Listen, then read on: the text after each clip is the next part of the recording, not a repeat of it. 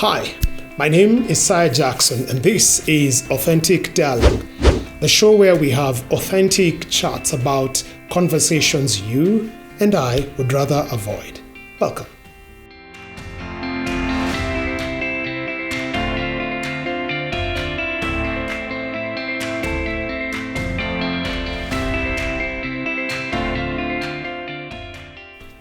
The mice had met. This was the third of a strategic meeting they were having.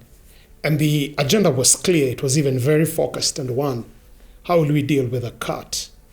It's a story we know very well. And brilliant ideas were shared. And eventually the winning standing ovation idea was we need to put a bell on the cat so that every time it is coming towards us to try and pounce on us, we'll hear and get away. And this individual was getting the standing ovation from all the rest of the mice until one little tiny mouse stood and asked like, hey, good idea, but who'll put the bell on the cat? And let's just say up to today, the cat still does not yet have a bell. You see, we are continuing our authentic conversation about transitions and specifically looking about the framework we're calling Think Like A Parasite. I'd encourage you to watch the two previous videos before this so that you just get into the groove. And what basically we are surmising is that life is a chain of transitions, and how you handle the transitions is going to influence whether you will reach a place of success and significance or not. And one master of transitions are the parasites. And if we're able to glean their secrets of how they nail their transitions and apply them in our own lives, our lives can be able to have the same economic, social, and all manner of success that parasites have either attained or command, directly or indirectly. The framework of the thinking parasite is exactly like the name, P-A-R-A-S-I-T-E. Last time we looked at letter P, which is about present, being aware about where we are presently and what that means and what that looks like and how we can leverage. And so today we're looking at the second letter, which is letter A. A reminds us, exactly like the story of the cat and the bell and the mouse, is no matter how much aware we are about our present, that awareness in and of itself does not create the change or the significance we want until we do something. And in the case of parasites, letter A is attach. Now, besides parasites being aware of where they are presently, which is what we covered in letter P, the next thing is they've devised ways through which they attach to their hosts. Parasites will live within or will live on other animals or other plants, and those become their hosts. Their survival and their thriving is going to be dependent on how effectively they can be able to identify and how efficiently they can be able to attach to the correct host. A parasite joining to the wrong host can make the difference between whether the parasite dies and even in the process ends up killing its host to the detriment of both. But if a parasite gets a correct host, it makes a whole world of difference about both it and perhaps even the host being able to thrive. And so parasites, taking this whole idea of attaching very seriously, have advanced what we can classify as three major strategies or three major mechanisms or three major ways through which they attach.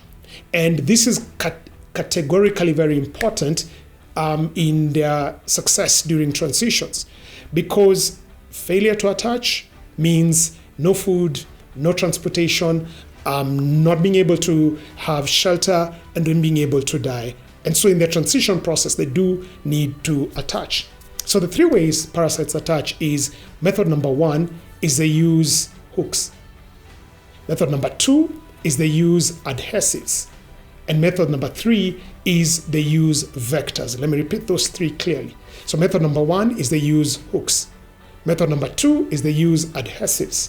And method number three is they use vectors, H-A-V. You can remember as have. So do you have a method by which you attach, where have is H, A, and V? And let's go through them one by one. So hooks come in different forms and different styles for different parasites. But what it allows them is, because most of their hosts are not stationary but moving, what hooks allow them is to be able to attach significantly on their host so that they can be carried from point A and B. And then using their hooks, they can be able, after having attached, can be able to begin making the process of moving from their hooking sites to where they will eventually thrive. What does this look like in real life for a business? What does this look like in real life for a couple, or for a student, or for a marriage, or for an investor? We need hooks during transition. And the best way I think of hooks is service. People will do business with people they know and with people they like. Money will always follow value. If we're looking for money, we need to begin giving people value. And more so within the space of transitions, for us to be able to create sufficient hooks that will place us within the hosts, whether this is a company needing clients become their host, whether it is somebody looking for a spouse, that is a host. What we need to be able to do is to develop hooks, acts of service, things that will be able to give value to other people. And by giving them such value, we then can be able to get within their spaces. So attachment method number one is begin thinking around the spaces you're operating within. What are the pains that these transitions that people are trying to solve as a result of their transitions or of their everyday life? And when you begin offering them service, it makes the difference between whether they'll have you in or whether they'll push you out. So rather than just merely writing a letter requesting an internship, it may be time that you walked over to the HR and said, hey, I'd like to just be here. I'll do the paperwork and everything, but all I want to do is just be around in this environment. As you begin giving service, you create a hook through which people can then allow you into that space. And from there, you could be able to easily grow through the ranks. Rather than asking the girl out for a date, maybe what you need to begin doing is figure out what she's trying to solve. And when you give her service by solving that need for her, she can then be able to allow you deeper into their lives. And maybe even religious bodies need to begin understanding this. Rather than asking members for offering, we need to begin as religious bodies to offer services to them so that they can be able to see the faith that we profess in action. Approach number two is what we call adhesives. Some parasites have very sticky surfaces that allow them to easily attach on the host. This is not the same as hooks, but it just allows them to adhere or stick on to this. In real life, what are things that help us to adhere? These are called skills. You may have a good heart, you may be a very nice person, but one thing you need is skills. And in the context of transition, you need to be aware about where is the economy or that sector transitioning and what skills will be needed there. During the early advent of the computers, most people who had only known typewriting skills remained there. And as a result, they did not upgrade to learning computer skills, which would have helped them to adhere to the new reality. We're in the fourth digital revolution, the fourth industrial revolution, which is the digital revolution, and it is being driven by things like machine learning and AI and the possibilities that it creates.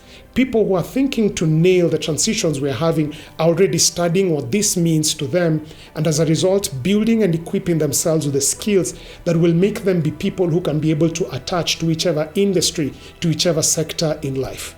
Parasites use adhesives to get to the right host that will propel them that way.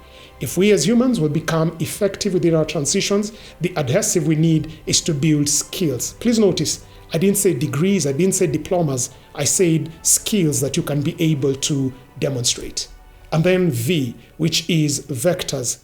At times, parasites realize, hey, for me to be able to get from point 1 to point 2, I need to be able to get another organism that is better equipped into those spaces than I am. So for instance, at times, some parasites that would really like to be in a cow enter an ant in the soil because they know the ant will come to the top of the grass. And when the cow is grazing, it is able to pick the ant. Ordinarily, this parasite that was in the soil would struggle to get into the cow where it really wants to be. But because it employs a vector called the ant, it is able to get into that space. So the third approach we need in order for us to be able to get to is vectors, and this means we need to get to the right society. If you are buying a cow, or looking to buy a cow, what are you doing in a cow market? If you're looking to get the woman of your dreams, what are you doing in an all-boys party? So we need to begin thinking, for me to be able to get through this transition, what is the right team? What is the right society? What is the right group of people? What is the right mastermind that I need to keep? And it could be virtual, it could be in person, but what is the right society? So 3 strategies for us to be able to attach is either hooks, adhesives, or vectors, which correspond to us being able to build our, to be hooks, adhesives, and vectors, which correspond to us being able to either have our skills refined, to be able to have the right society around us, and to be able to be equipped properly for the next transition. Are you attaching to the right environments? Till next time, please stay with Authentic Dialogues and let us think like a parasite. See you next time.